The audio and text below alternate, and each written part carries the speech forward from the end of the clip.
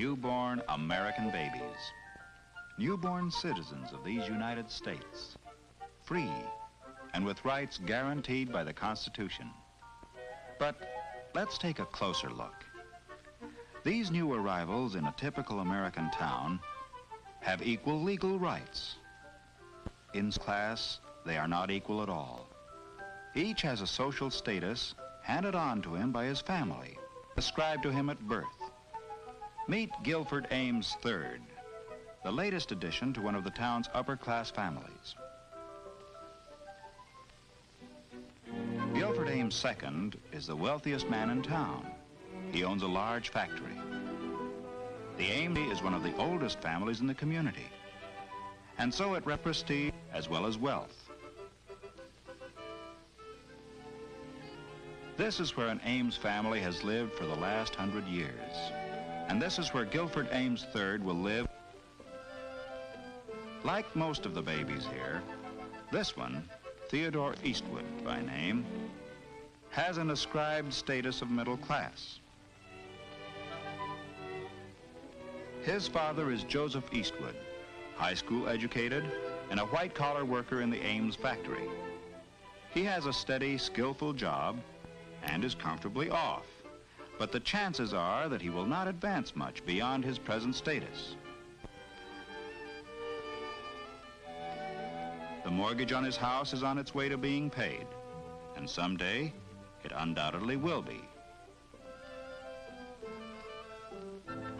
Although young Ted Eastwood has an ascribed status of middle class, the best status he achieves during his lifetime may be higher than the one he was born with.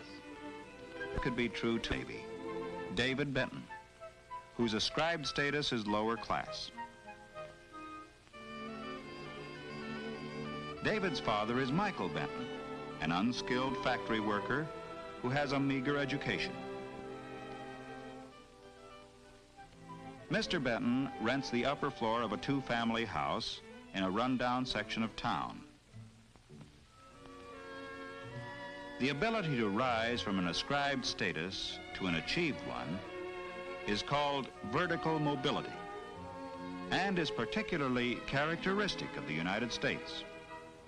There are class lines within each general group, and these vary geographically and in relation to nationality, religion, and race.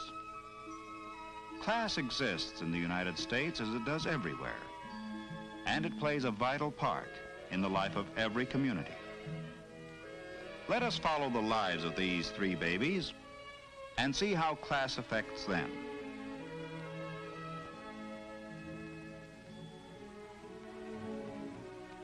"18 years later, Gil, Ted, and Dave are in the graduating class of the town's high school. After the commencement exercises, the three boys, who are good friends, meet to say goodbye. Next fall, Gil Ames is going to attend an Ivy League university. Ted, who took a commercial course in high school, plans to get a white-collar job like his father's. Dave is going to work too, so that he can add to his family's income. Friends forever, they've said. Well, maybe in a way, but these boys come from families of different classes, and the lines of social class are real here in America, as they are everywhere, in Europe, in Asia, and even in the Soviet Union. As the years pass, class boundaries will separate Gil and Ted and Dave more and more. The boundaries between Ted's middle-class parents and Dave's lower-class parents are as important as those that lie between the upper and the middle classes. Even the simple event of graduation from high school has a different significance for the boys and their families. For Gil, it is only a milestone in his formal education. Later that night, Mr. Ames has a serious talk with his son. Mr. Ames tells Gil that he sent him to public high school so that he could gain a democratic background. But now he's about to enter an environment more in keeping with his social position. At college, he will meet men of his own kind. Gil understands, because already he has developed an awareness of his class, its patterns, and its rules.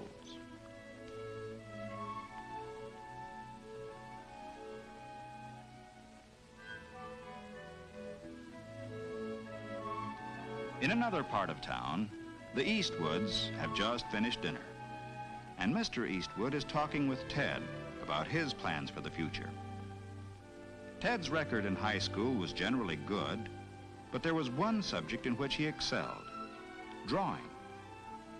Ted would like to do something professionally in the art field, but his father discourages him. In the light of Mr. Eastwood's own experience, security lies in business and white-collar work. Ted sees his father's point of view and agrees that the commercial courses he took in high school have prepared him for office work, and so that's the kind of job he'll look for.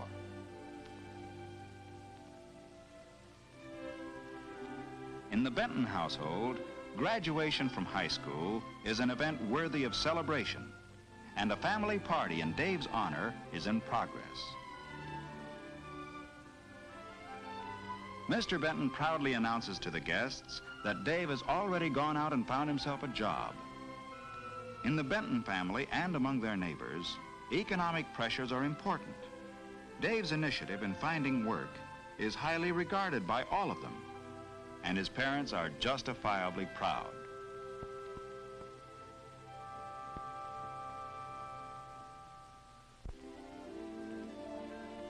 Four years later, Dave, 22 now, has a job at a local gas station. Although he's still only a gas station attendant, he's studying to be an automobile mechanic. The driver of the car is his old friend of high school days, Gil Ames. Gil has graduated from college now and is on his way to start work in his father's factory. Dave is going to be married just as soon as his job of auto mechanic comes through.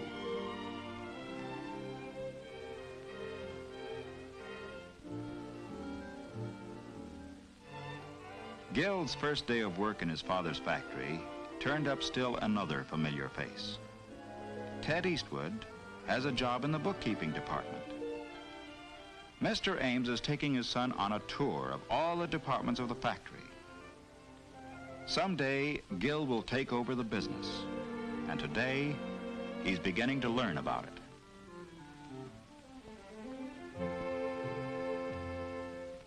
Kind of rocked you, didn't it? Gil Ames with his future all laid out for him. But you're Ted Eastwood, stuck in a job you'll be in all your life. Why don't you get out? What's keeping you here anyway? Mary Blakesley? You thought you'd marry her. But remember what she said that day in the car? Her car, of course. But can't you see it's impossible, Ted?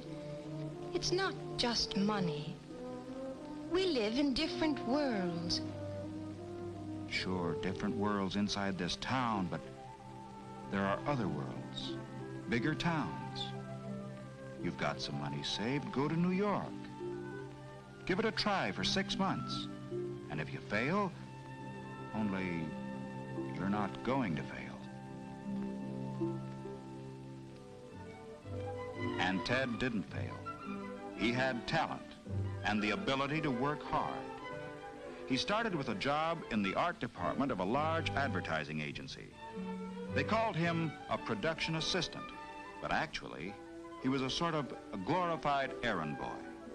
But at least he was through with bookkeeping and close to the kind of work he liked.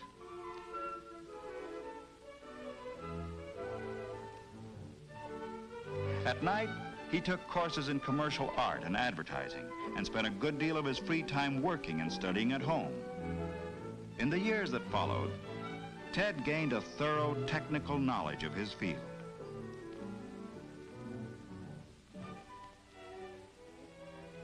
By the time he was 30 years old, he was the head of the art department of an advertising agency. Horizontal mobility, moving from one place to another, has resulted in vertical mobility for Ted Eastwood. a movement upward from his ascribed status to an achieved status that is largely the result of his professional standing. Class lines are drawn differently in a large city like New York, although they are still there. Here, professional standing, power, and wealth are of great importance. It is possible for members of socially prominent families, theater people who may have come from the lower class, and successful businessmen of the middle class to mix socially, and Ted is an accepted member of the group.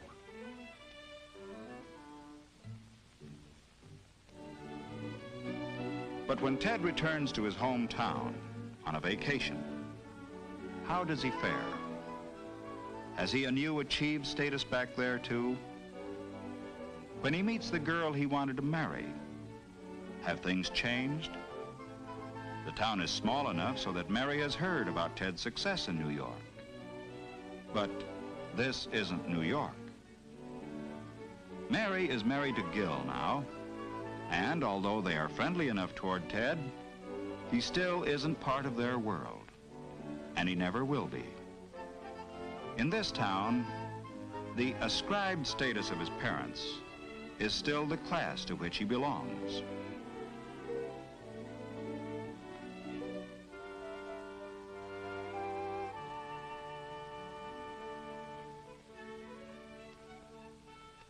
Ted's mother brings him up to date on all the town gossip, but he only half hears her. The meeting with Mary has stirred old memories in him. He's remembering what she said to him about different worlds. He knows now that to her and Gil, he's still the nice kid from the wrong side of the railroad tracks, no matter how successful he is. His achieved status is higher than that of his father's because he has a profession, but that status depends on a place. In this case, New York. Dave Benton, on the other hand, has changed his status hardly at all. He's now a skilled auto mechanic. And although his achieved status is not much better than the one ascribed to him by his family, financially, he will be able to provide better for his wife and children. His third child, a son, was born in the local hospital just yesterday. This new Benton baby has the ascribed status given him by his family. He may, as he grows up, reach a higher achieved status as Ted Eastwood did. Or he may, as his own father did, stay in the class to which he was born. His vertical mobility will depend greatly upon him, his character, his talents, and abilities. It will possibly depend, too, upon geographical mobility, because the criteria for class boundaries vary from place to place. And so it will be for all these babies, all citizens, all equal before the law, but not the same by standards of class.